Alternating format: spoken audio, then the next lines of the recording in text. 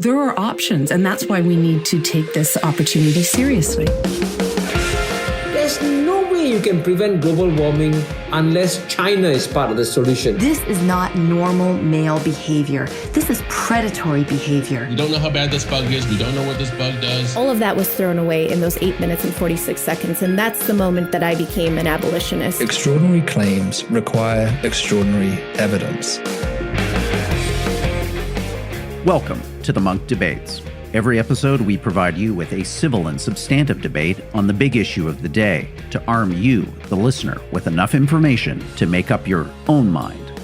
Today's debate, be it resolved, there is no credible military defense of Taiwan in the face of Chinese aggression.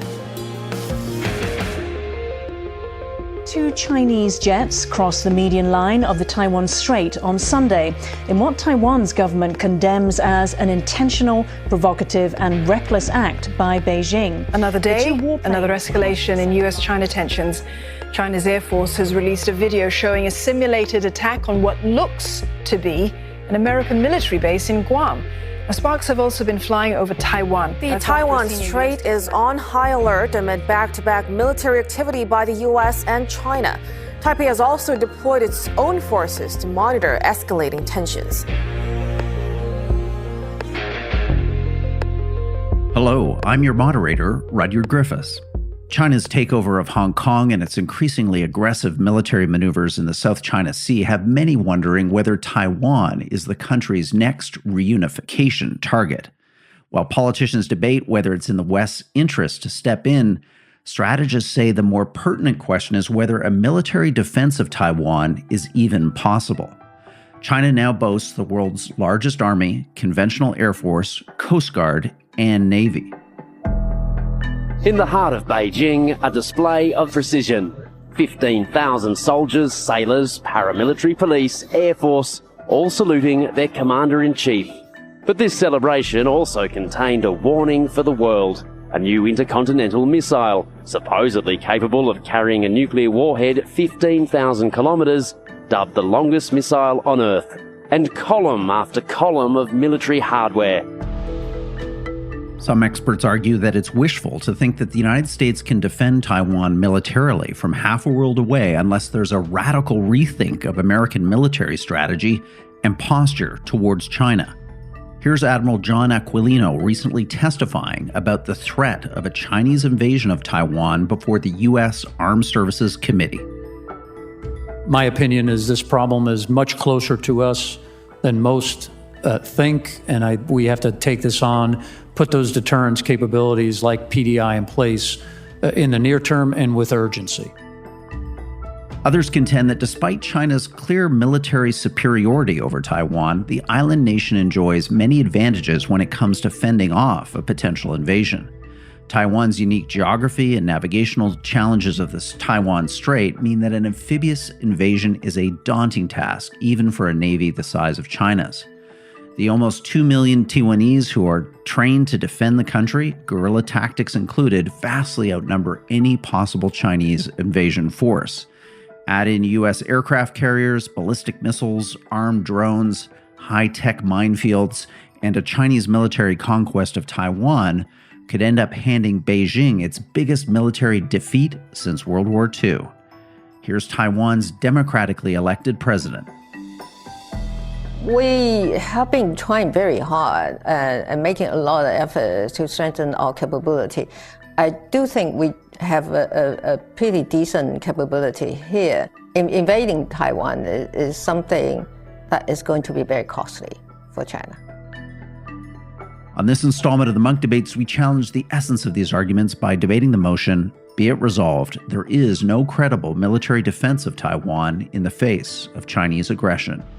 Arguing for the motion is Oriana Skylar Mastro. She's a Center Fellow at the Freeman Spogli Institute for International Studies at Stanford University and a Senior Fellow at the American Enterprise Institute. She's the author of the bestseller, The Costs of Conversation, Obstacles to Peace Talks in Wartime.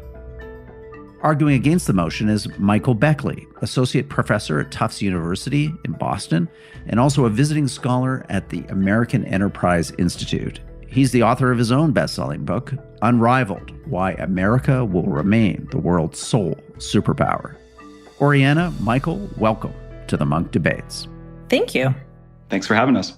Really looking forward to today's conversation. One of the pleasures of the series is that we get to think about big questions, big issues, and this certainly is one of them. It's probably one of the possibly defining geopolitical risks of the next period of time. Our resolution today is concise, to the point: be it resolved, there is no credible military defense of Taiwan in the face of Chinese aggression. Oriana, you're arguing in favor of the motion, so I'm going to put a couple of minutes on our show clock and turn the program over to you. Thanks. There is currently many situations in which the United States cannot defend Taiwan. And I'm going to focus on the military defense of Taiwan, though I think it's important to note that the Taiwan economy completely depends on China. So if China decided to use economic coercion, for example, which we would define as aggression, the United States has absolutely no way of protecting Taiwan from any economic harm coming from the PRC. So China, if they were to use force against Taiwan, there's a number of campaigns that they are most likely to go for, because these are the ones that the People's Liberation Army have been preparing for decades. These preparations probably had an end date of 2020, and some mentioned 2025, but 2020 was definitely the end of the last 5-year plan, in which a lot of the military buildup in terms of equipment and training was focused on achieving. So at this point, China is in a good military position.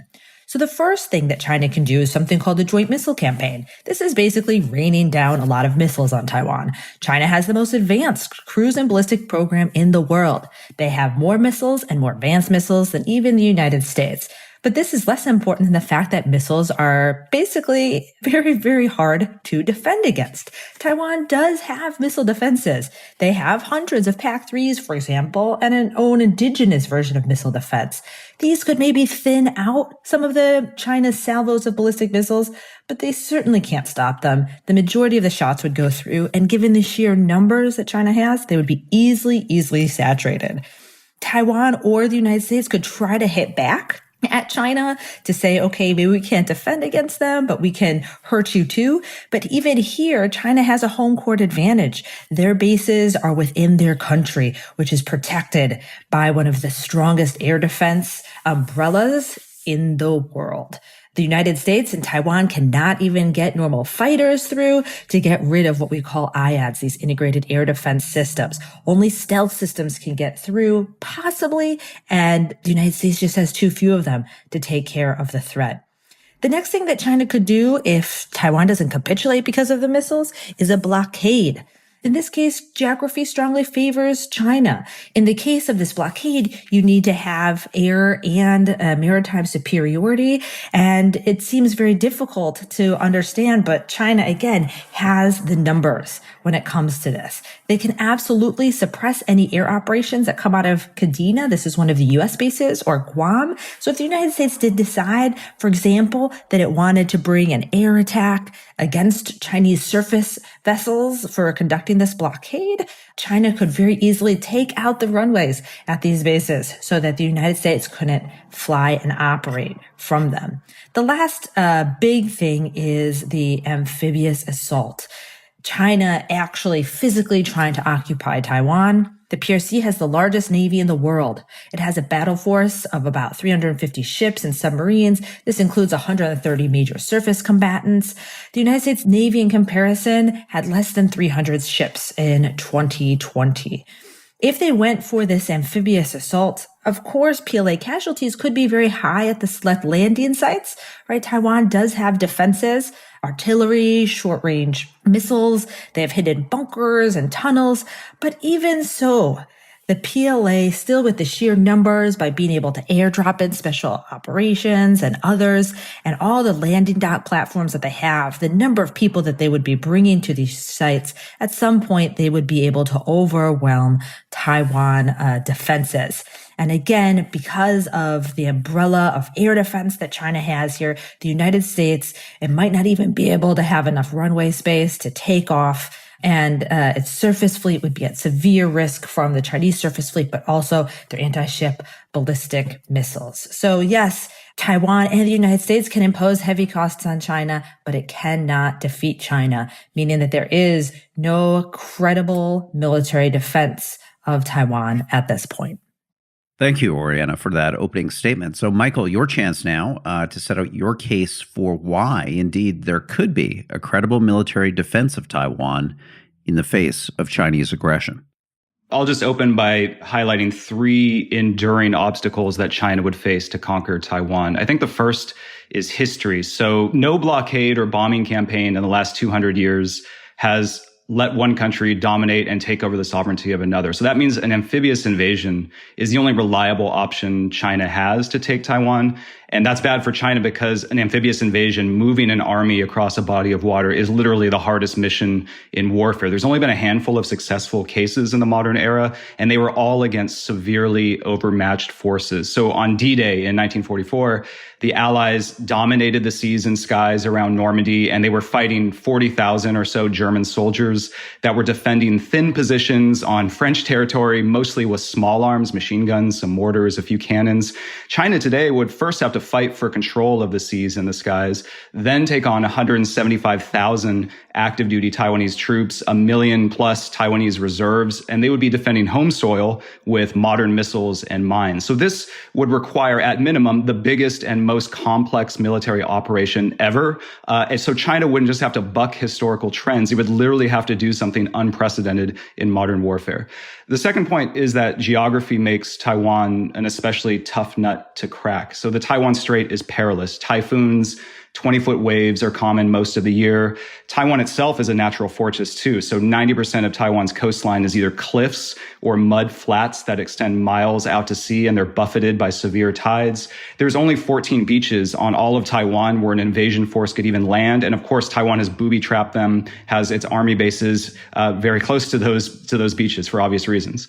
The third factor I'd highlight is, and the challenge for China is the state of current technology. So we live in an era of long-range, precision-guided missiles. Taiwan has more than 1,000 of them, many of which can not only sink ships pretty much anywhere in the Taiwan Strait, but also hit ports, bases, runways on the Chinese mainland itself. So just think about how that complicates things for China. China's going to have to load hundreds of thousands of troops onto big, slow ships and aircraft. That itself is probably going to take a day or more to pull off. Then it's an 8-hour trip across the Taiwan Strait. And throughout all of this time, they're sitting ducks for precision-guided weapons. China, of course, would try to wipe out Taiwan's missiles in a preemptive strike, as Oriana has mentioned.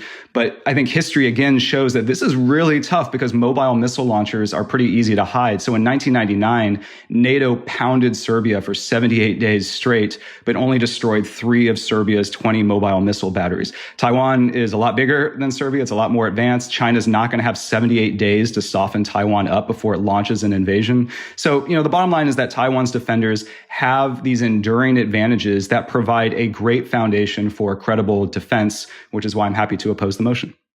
Thank you, Michael. Now an opportunity for rebuttals. So, Oriana, your chance to react here to Michael's opening statement. What key pieces of his argument do you want to begin taking contention with? So Michael is absolutely right. No blockade or missile campaign has been successful. But again, as he talked about technology, I'm not sure how relevant this is to the Taiwan scenario. Not only are we in this era of precision-guided munitions, but as I mentioned in my opening, China has the most advanced cruise and ballistic program in the world. China's military executed a coordinated test launch of its top anti-ship ballistic missile into the South China Sea last August. The missiles are designed for launch to a general location, intended to destroy the aircraft on decks, airplane launching gear, and control towers. They are the only country that has demonstrated the ability to hit a moving ship at sea. It's hard for me to imagine that they would be unable to locate and target, especially since a lot of those are going to be fixed targets and not just mobile missile launchers. If the United States has its ships in place, has its aircraft in the air, then China might have difficulty defeating the United States. But in all scenarios that China is considering, this is not a likely scenario. The United States has fewer ships than China, as I mentioned, but also that's the total size of the Navy. Most of those ships are nowhere near the Taiwan Strait and would take days, if not weeks, to transit to arrive in the Taiwan Strait. The same with U.S. aircraft. Even if the United States had some sort of warning and so moved more aircraft into the region, there is so much vulnerability of what the United States needs at Kadena, it's based there in Japan, and even at Guam to be able to operationalize this capability. A fighter needs 1,000 feet long and 50 feet wide of runway to be able to take off. Enablers such as fuelers and things of this sort need a lot more, maybe 12,000 length of runway. So in the end, it's very easy with some cluster munitions for China just to put some potholes in these runways, and then the United States is unable to challenge them in the air. Michael also talked about geography. He is right. Typhoons are not great. Most Chinese war plans, if they have a say, they plan on not going in typhoon season. And so unless they're forced to for some reason, that's not going to be a huge factor. But the geography also helps China because the Taiwan Strait is very noisy, which means anti-submarine warfare is very hard. It's easier for them with less experience to be able to hide their submarines given the acoustics there than it would be somewhere else. The last thing, if I were Taiwan, even though they do have missiles, I wouldn't want to go up against the PRC. The PRC is a target sponge. You try to locate something in the country that is the size of the PRC, that is much harder than the few places that you have to look for on the tiny island of Taiwan. And even if Taiwan managed to find all the targets that they needed to find, they just do not have enough of the capability they need, and they don't have the range. I think it's a bit unfair even to put this burden on Taiwan because in this debate, I think it's pretty obvious that Taiwan has no way of defending itself against the PRC. The big issue is, does the United States, can Taiwan hold off long enough for the United States to come to its aid? And here we are really on some thin ice in that the United States needs significant early warning to be able to get the forces it needs into theater to defend Taiwan. And if we don't have that warning, and if Taiwan can't last in this amphibious assault a number of weeks, then the United States couldn't even bring to bear the force that we have. Thank you, Oriana. Again, both of you really appreciating the detail here that you're bringing to your analysis. This is exactly what we wanted for this debate today. So, Michael, your chance to come back here on Oriana's opening statement or what she's just said in your own rebuttal. Well, Oriana is right to focus on China's missile capabilities. They really are the crown jewel of the military. And I don't doubt that China could hit lots of targets, both American and Taiwanese, in a war. But what I would say in response is that, blowing things up is a lot easier than taking and controlling territory. And so far, I haven't heard any mention of how China is going to actually consolidate control over Taiwan. And there's a few areas of deficiencies I think the PLA has in terms of doing that. One is just basically in terms of hardware. So if you actually look at China's amphibious and airlift fleet, a lot of experts think at most China could transport 30,000 or so troops in a single wave to Taiwan. That's obviously not going to be enough to conquer a nation of 23 million people. That means the bulk of any major invasion force is going to have to be going across on civilian ships, which the vast majority of them can only carry a fraction, if any, of the heavy equipment that a military-grade transport craft would. And they're going to be driven by, civilian captains that probably have not been shot at before, probably aren't thrilled to be pressed into service and thrown into a meat grinder at the 11th hour of a war. China also lacks a lot of the long-range power projection capabilities that it would need to prevent the United States or other countries doing horizontal escalation options, trying to choke China off in the Strait of Malacca. So there's a number of just hardware deficiencies the PLA has. I think even more important, though, are the software deficiencies, because as I mentioned in my opening speech, this is going to be the most complex military operation ever. You're going to need combined arms where the Air Force, the Navy, the Missile Force are all closely timed together, coordinating, making sure they don't have friendly fire incidents. That requires a lot of experience, which China has none of. China hasn't fought a war since 1979. It's only conducted one joint combat campaign in its history, which is in 1955. Both of those operations went pretty badly for the PLA, and none of China's current troops have ever been in combat. So it's hard to see how starting them off on the double black diamond of military operations is possibly going to go well for them. I would also note that the PLA is a highly corrupt and highly politicized institution. China's military authorities recently took the rare step of releasing, on their official website, a list of 16 senior military officials who were put under investigation for graft in the past year. The release of the graft list came on the heels of a 3-day plenary session of the Central Commission for Discipline Inspection of the Communist Party of China, during which President and Party General Secretary Xi Jinping said there will be no let-up in the battle against corruption. For decades, promotions were based more on political connections or bribes. Xi Jinping has obviously pushed through an anti-corruption campaign, but it's been for largely political purposes. He's punished more than 13,000 PLA officers to get rid of political rivals. And the political science literature on what happens when you do this is clear. When you try to coup-proof a military to scare people to stay loyal to you, that absolutely guts the effectiveness of the military, because then people say, well, I just need to be loyal. I don't necessarily need to be the best and brightest to get ahead. It also discourages any officers from taking initiative or innovation, which is definitely going to have to occur in such a complicated mission. It also just cuts into training. I've heard reports that PLA officers spend 15 hours a week doing political work and doing things like studying Xi Jinping thought instead of gearing up for an operation against Taiwan. The last thing I would say is just that China's military has other things on its plate besides Taiwan. And so it's not like it can just totally throw itself into an invasion. China's surrounded by 19 countries, 10 of which claim parts of Chinese territory as their own. We've seen just most recently the skirmish with India, where there's fatalities in both countries massing on their shared border. I've seen estimates that suggest the PLA has to devote more than 1 million troops, which is almost half the active duty force, just to do internal security and border defense missions. Actually, the very last thing I want to say is Oriana, I think rightly points out that for the United States to respond effectively, it needs to have some kind of early warning. And it's not clear that the intelligence and satellite assets in the region are sufficient for that. But what I would say in response is that, look, this operation is going to involve hundreds of thousands of people, if not millions, on the Chinese side. They're going to be calling up troops from around the country. They're going to be fueling up hundreds of aircraft and missiles. You don't exactly need high fidelity assets to spot this much mobilization. And there's been at least unofficial estimates suggesting that the U.S. and Taiwan might have warning as much as 60 days or even 30 days in advance. But at the very least, at least a few days, enough to do targeting of fixed sites like ports where the Chinese are going to have to be embarking from in order to invade Taiwan. Hi, Munk Podcast listeners. Rudyard Griffiths here, your host and moderator. If you're enjoying our one-on-one debates, please consider checking out our new Munk Members Only podcast. It's a half-hour program that airs each Friday on our podcast feed and website. It provides you with a half-hour masterclass in current events. We dig into the big issues and ideas changing our world, hopefully providing you with some original analysis and insights. You can access the podcast and program for free by becoming a Munk member, which is also free. You can do all of that on our website, www.munkdebates.com. Again, that URL is Munk with a K and debates with an S at the end.com. Hey, thanks for listening. Let's get back to our program.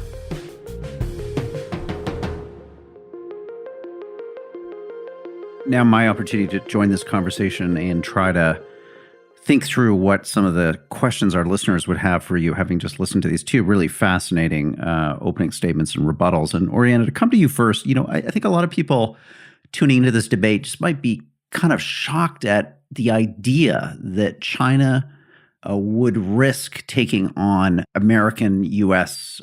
military capacity in the region and globally. Maybe you could talk to us. I'd just like to hear a little bit more of why you think China is, in fact, contemplating that jump into the unknown. It shocks me, the idea that two great powers would actually consider lining up against each other over the future of Taiwan or any other global fault line. Well, thank you for that question. And I will say that it is very common to try to understand Chinese thinking or Chinese military doctrine in the context of what the United States does. Why would they consider taking on the United States? Taiwan is the most important thing. If they had to choose between the border with India, which again uses different force structure, so it isn't really a substitute, and Taiwan, they choose Taiwan. If they have to give up their base in Djibouti because the United States is strangling them in the Malacca Strait, or Taiwan, they choose Taiwan.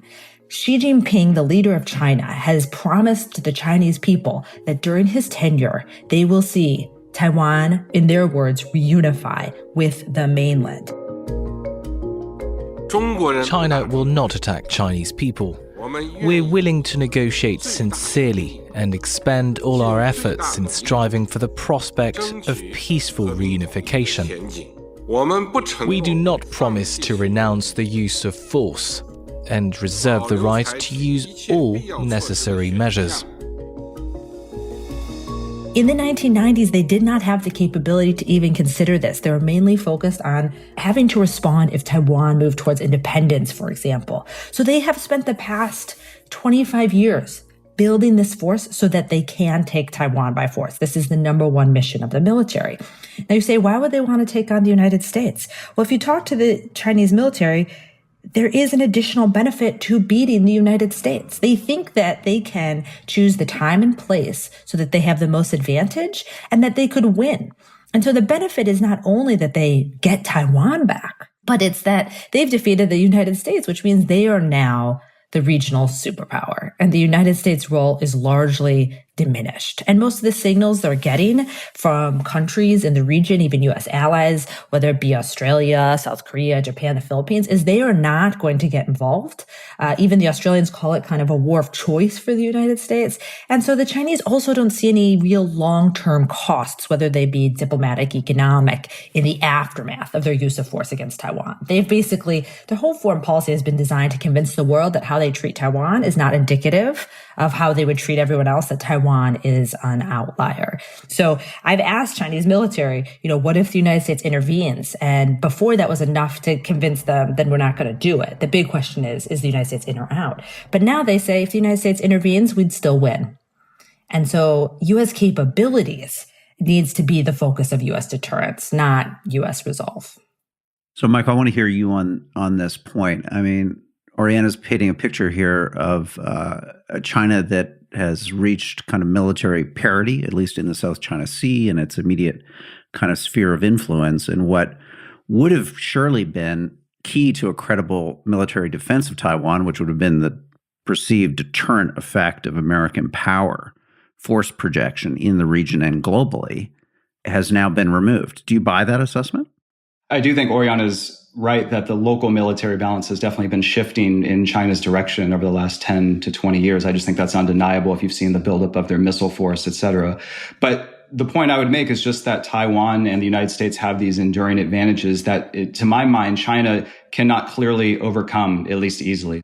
And I also think, you have to remember that there are real risks for the Chinese Communist Party. If they try this and the war does not go well and they lose, or even if it's sort of a long drawn out stalemate, that could be catastrophic for the legitimacy of the Chinese Communist Party. And so I think that then opens up a window for the United States and Taiwan to not necessarily have to absolutely wipe the floor with China, but be able to just credibly threaten to show that this may not succeed. That itself could be enough to deter China from trying to launch an invasion. That said, I do worry very much that China, just because I think that China would have a tough time taking Taiwan doesn't necessarily mean that China won't take a huge risk to make it happen. I think Oriana is exactly right that this issue has extreme emotional resonance for the people in China. The fact that the United States has been interposing itself for 75 years in the Taiwan Strait, is something that the Chinese see as just absolutely intolerable. Recently, a certain large country has been taking negative action on Taiwan-related issues. Taiwan is a sacred and inseparable part of China's territory. So I think we are right to worry about the resolve of China to want to do something like this, but I'm more skeptical as to whether it's actually physically possible, and therefore that's why I'm more hopeful about the possibility of deterrence. I want to spend just a moment more on deterrence with you, Oriana, because the other part of this that I think alarms a lot of people listening to the show right now is the acknowledgement that both China and the United States are nuclear powers with not insignificant, certainly on the part of China, nuclear forces. So to what extent does the threat of escalation here, the known unknowns that would spiral out of a Chinese assault on Taiwan, again, create a level of uncertainty that allows America and Taiwan to have an advantage here when it comes to this conflict? So I would have thought about it the opposite way when it comes to China, the risk to nuclear war. The possible risk of escalation is to the benefit of China and not to the United States, largely because the United States does not have the resolve to lose even one U.S. city to defend Taiwan. And so from the Chinese perspective, they have the resolve, and the United States shouldn't waste its time trying to convince China that we are willing to lose as much as they are for Taiwan, because we are not. We need to convince China that we are so capable that it wouldn't reach that threshold of cost. So if you introduce the possibility of nuclear war, then the United States is out. And that's why it's very interesting to me that to date, China has been very reasonable in its nuclear posture. They have not used nuclear weapons to try to gain an advantage in the conventional sphere, like some countries like Pakistan has. China hasn't said, listen, if we're losing conventionally, we'll go nuclear. They still have a no first use policy, and their training and the size of their nuclear forces, at least for now, suggests that they plan on keeping that up. So whether it's correct or not, both Chinese planners and U.S. planners believe this war can stay limited. And so they are planning for a limited war. The escalatory threat is more whether the war becomes protracted. And in that case, which side has the advantage if we're talking about not a conflict of a number of months, but we're talking about a conflict of a number of years. So, Michael, in this back and forth, I think one issue that's kind of bubbling beneath the surface of the debate is just what is America's commitment to the defense of Taiwan? It's always been ambiguous. There's some suggestions now that, Congress, the U.S. Congress, should be more explicit. Is this part of this debate that the lack of a credible military defense of Taiwan rests in no small part because the United States is still kind of painting in a gray area when it comes to what it actually would do to try to protect Taiwanese sovereignty and independence? Yeah, I think for decades, U.S. policy has been to be very clear about the ends that it seeks, namely a peaceful resolution of the Taiwan issue, but to be ambiguous about the means and the timing of how it might intervene to make sure that that is upheld. And what a lot of people on Capitol Hill now are saying is we should have an unambiguous policy and say, look, we are going to fight to defend Taiwan. We're going to pass a U.S. law that says we have to defend militarily Taiwan from invasion. This Tuesday, 2 pro-Taiwan acts were introduced in the House and the Senate. The Taiwan Defense Act would call on the U.S. military to prevent China from taking over Taiwan. Well, I really hope the Taiwan Defense Act passes. That would be very reassuring for us here in Taiwan. Here's an area where I actually agree a lot with Oriana. I think that this is talking loudly, but not necessarily building up the big stick you need to back it up. In some ways, it's the worst possible scenario. I agree with Oriana that if it's a battle of resolve between the United States and China, the United States is going to lose. China, at the end of the day, cares a lot more about Taiwan. And so the key is building up the capabilities to back up whatever commitment the United States wants to retain. We've seen historically that tough talk without being able to back it up actually can lead to a catastrophic first strike. And so it's actually better to, walk softly and carry that big stick instead. And that's why I favor a big military buildup, but less so these changes in diplomatic stance. Thanks, Michael. So, Oriana, the key to Michael's argument in this debate so far, as I understand it, is really that the successful military conquest of Taiwan would require occupation. And as Michael has pointed out, it's not only the impressive physical defenses, which have been built up over decades, it's potentially 1 million plus reserve army. It is a population fighting on their homeland. It is a complicated geography. I want to hear a bit more from you as to why, how do you actually go about suppressing and conquering a nation like Taiwan? This seems a massive undertaking. So this is actually what China's best at. China invests more in internal repression than it ever has in power projection. We're talking about the Chinese military, but the People's Armed Police, which are largely in charge of doing the population control. There is between 1.5 million and 2.3 million of these individuals. So if we look at how China has in some people's views, occupied Xinjiang and Tibet. Right now, there is an estimated 1 to 3 million people in camps in Xinjiang, according to Amnesty International. The number of young men in Taiwan is 1.4 million. Right. So right now, China has been capable of putting more people in camps than all the young men in Taiwan. And so when you talk about the people of Taiwan fighting for their own land, it is very difficult to predict resolve, but they haven't been able to meet their targets for volunteers. So no one is really volunteering to be a part of the military. A third of the 220,000 people in the military are conscripts right now, more or less. And so even if the 220 people in Taiwan that have some sort of military training fight, and just as a side note, the reservists have an average of 4 days a year of experience. And so I don't know if I would necessarily put them in the fighting camp. But if they all were still going to put up a fight, I think in the end, China has the numbers and they have, in their mind, efficient tactics to dealing with this sort of thing. Michael, what's your take on that? I mean, the cost that China would pay in terms of the International Court of Public Opinion, with probably the horrors that would have to result from a physical kind of conquest of Taiwan.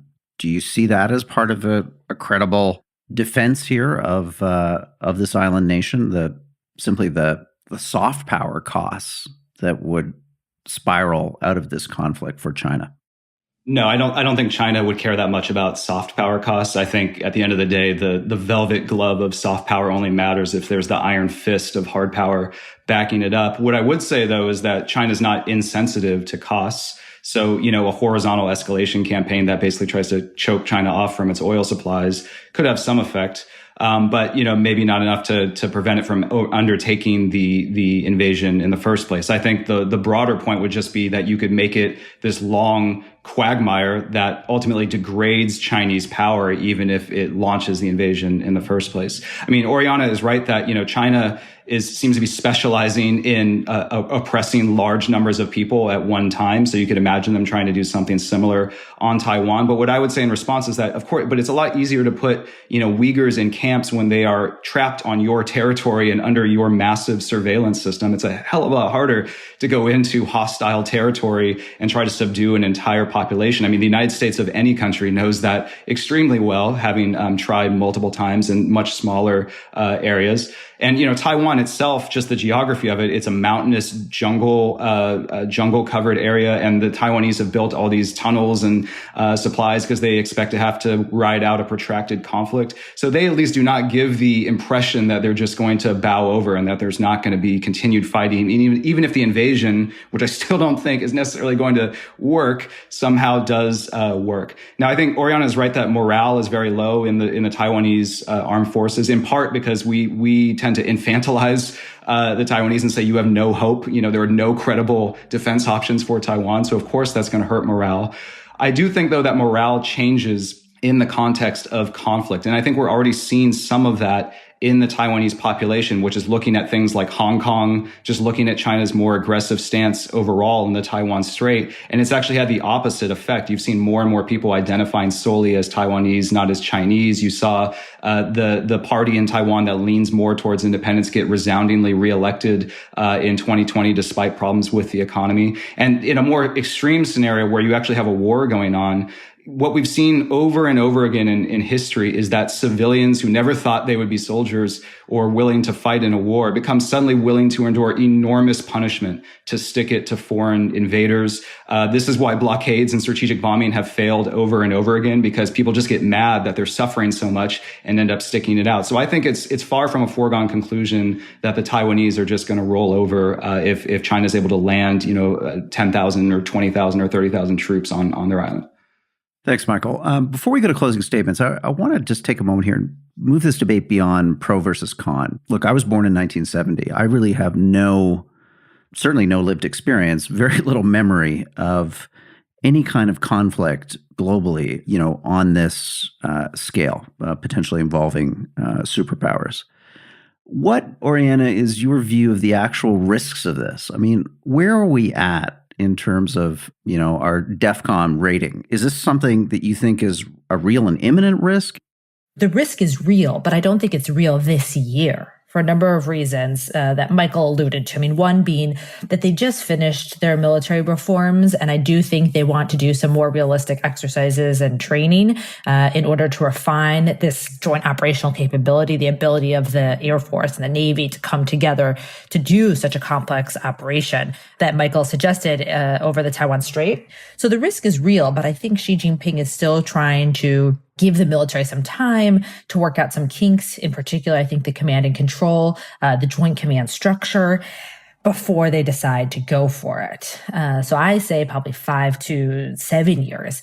But unless the United States makes some serious changes to its force posture in the region, spends a lot more money building up what I would argue ground-based missiles, but other people might argue other capabilities, then I think it's just a matter of time. Xi Jinping has promised the Chinese people that he's going to get Taiwan. And I don't know why he would do that if he wasn't actually hoping and planning that he would be able to do it during his tenure.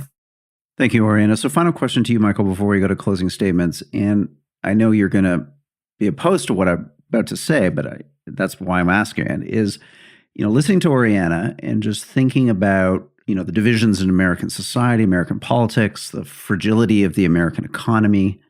Why isn't it just time to acknowledge that the United States is not coming to the defense of Taiwan? Thousands of U.S. citizens will not be giving their lives for the liberty of the Taiwanese.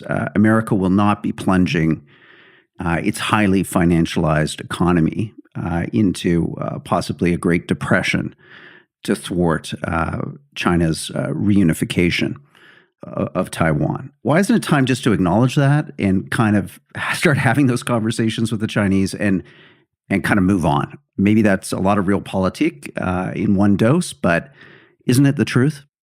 Well, it's certainly the truth for a sizable portion of the American population. If you look at public opinion polls, I've seen some that suggest only 35% say they would be in favor of militarily trying to defend Taiwan. And that's without any concept of the kind of horrible costs that the United States might have to bear. Now, what people who say we should defend Taiwan would say is, first of all, there's enormous strategic importance of Taiwan. It's an unsinkable aircraft carrier right in the heart of maritime East Asia, the most vibrant, important region in the world. And it's also, critical to keep the potential emerging superpower, China, pinned down in its own neighborhood, because if it has Taiwan to use as that launching pad, suddenly Japan becomes much more vulnerable to coercion or some kind of blockade strategy, the Philippines as well. And so, it's just this fear that it's not going to stop with Taiwan, that once China has Taiwan, it's going to be emboldened and have this important strategitic asset under its belt. And the second factor that people would highlight who want to defend Taiwan would say, look, this is the world's only Chinese democracy, right? You cannot let this, if the United States lets this nation get crushed by the Chinese Communist Party, not only does it shatter any kind of faith in any sort of democratic solidarity around the world or any credibility the United States might have had as a pro-democracy actor, but also as an alliance partner. I mean, other allies would have to look at that and say, well, so when the going gets tough, the United States just abandons its allies, even to its most important potential peer competitor in the future.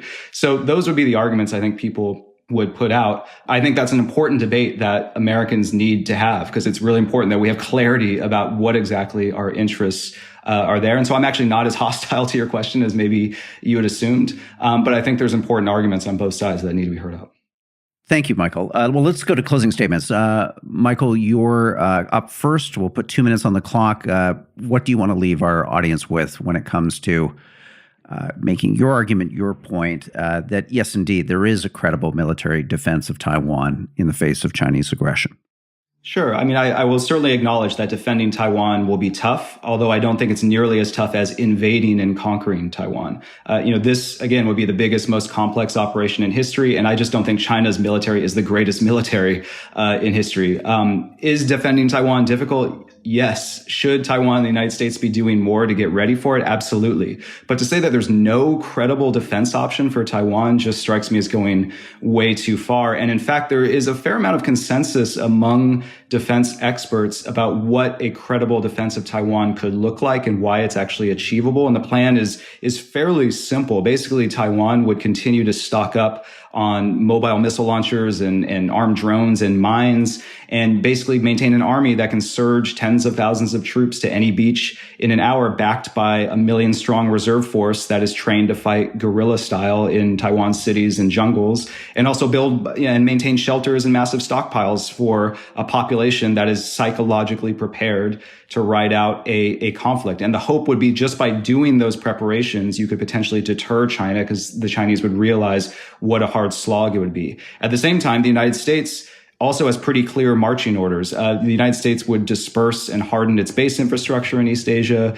It would pre-position missile launchers and armed drones at sea and on allied territory near Taiwan. And these forces would basically act as a high-tech minefield that could take apart a Chinese invasion force early in a war. So this is all hard, but for a country with a $700 billion plus defense budget, to me, this is a tractable problem. And in fact, Taiwan and the United States have already taken important steps to implement these type of recommendations. Taiwan is prioritizing asymmetric capabilities. They just bought hundreds of additional anti-ship missiles and rocket launchers. They're increasing defense spending by 10%. And the United States right now is pushing forward what it calls the Pacific Deterrence Initiative, and basically has plans to start stringing missile launchers, austere airfields along islands opposite China's coast, and bringing online lots of new long-range missiles and mines and sensors. And, you know, in war games where Taiwan and the United States follow these basic plans, the island usually wins. And so there is a viable strategy that's been endorsed by top policymakers in both governments. So to me, the question is not whether Taiwan can be defended. I think in theory, it definitely can. But there's just a question as to whether Taiwan and the United States are going to fully implement and consolidate their defenses. And that's a question of political will, which I agree needs to be debated and cultivated very rapidly. And hopefully this lovely conversation will be one tiny little part of that broader conversation. Thank you, Michael. Oriana, terrific debate. We're going to give you the last word to make the key points that you'd, again, like our audience to leave this conversation with. I want the audience to leave this conversation with a sense of urgency. Listen to what Michael just said. And all of what he said is absolutely true. There's theoretically a viable strategy here. He posed the question of what would a credible defense look like? That's because we currently do not have a credible defense. Credible to who? To China. And China does not find the force posture and the tactics and the relationship that the United States has with Taiwan that's been the same for decades and decades to now be able to defeat what is a seriously larger and modernized force. What China has been able to accomplish in the past 25 years has been exceptional. In 1996, in the third Taiwan Strait crisis, when China was lobbing missiles over to Taiwan, the United States sent in an aircraft carrier. The United States thought China learned the lesson of don't be aggressive towards Taiwan. Instead, China learned the lesson of let's never let that happen again. Let us not be deterred. And since then, they've built the capability to not only hold the United States assets at risk, but also Taiwan. There are many things that we could do. Michael mentioned base resiliency. We have been talking about base resiliency for 15 years. And our bases in the region are still not resilient. We've talked about the fact that the United States does not have enough firepower to rain down on an advancing force in the Taiwan Strait for decades. And not only have we not started the process of trying to build any sort of ground-based systems that we need, but then we also have to build new relationships to be able to host them. Taiwan cannot do this by itself. You cannot expect Taiwan, even with, all the tunnels and mines in the world, to be able to defeat what is now a military only second to the United States. The United States needs to act. And for the United States to act, it seems to me that it needs a sense of urgency. And so what I'm here to say today is that the United States and the international community does not have forever. The Chinese are not happy with just maintaining the status quo, and they will soon believe, whether it's correct or not, but they will believe that they have the military capability to do this. We also need a coalition. And the United States is telling the world, we can do this without you, I think is one of the reasons why countries like Australia, Japan, and South Korea think they can sit it out. If China thought that taking Taiwan would threaten its rejuvenation, meaning that in the end there would be long-term costs, a coalition that formed against it, it would not do it. And so what would that credible defense look like? I think you've heard some of this today. My only hope is that you agree with me that we currently do not have that credible defense in place, and that this sparks some urgency in capitals in the region and in the United States and with our allies and partners to finally do something about it. Thank you, Oriana, and thank you, Michael, for a spectacular debate. So much for us to kind of reflect on, and your kind of considered opinion, engagement, and study of this complicated and important issue just comes through in every word that you spoke with us. So on behalf of the Munk Debates community, thank you for coming on the program and debating each other today. And thank you for having me. It was a pleasure. Thanks so much.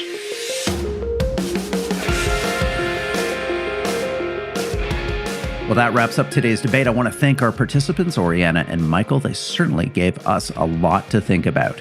If you have feedback or reflections on what you've just heard, please send me an email at podcast@munkdebates.com. Again, that's podcast@munk, M-U-N-K, debateswithans.com. Here's a note from Andy about our latest weekly members-only podcast. Andy writes, I'm really pleased that you explained the fallacy that the AstraZeneca vaccine is really risky. It clearly is not. At the root of it is mass ignorance of the population regarding statistical probabilities of having reactions to vaccines versus, say, the risks of everyday life like driving a car. The balance of risk was very well explained. I hope people were listening. Hey, Andy, thanks for that feedback. And for all of you listening, remember that our Munk Members Only podcast is free as part of our basic membership at the Munk Debates community. You can access that basic membership at www.munkdebates.com. The Munk Debates is that special place for civil and substantive debate on the big issues of the day. To listen to more debates on everything from climate change to religion to geopolitics to the future of human progress, visit our website, munkdebates.com. Thank you for helping us bring back the art of public debate, one conversation at a time. I'm your host and moderator, Rudyard Griffiths. The Munk Debates are produced by Antica Productions and supported by the Munk Foundation. Rudyard Griffiths and Christina Campbell are the producers. Api Raheja is the associate producer. The Munk Debate podcast is mixed by Kieran Lynch. The president of Antica Productions is Stuart Cox. Be sure to download and subscribe wherever you get your podcasts. And if you like us, feel free to give us a 5-star rating. Thank you again for listening.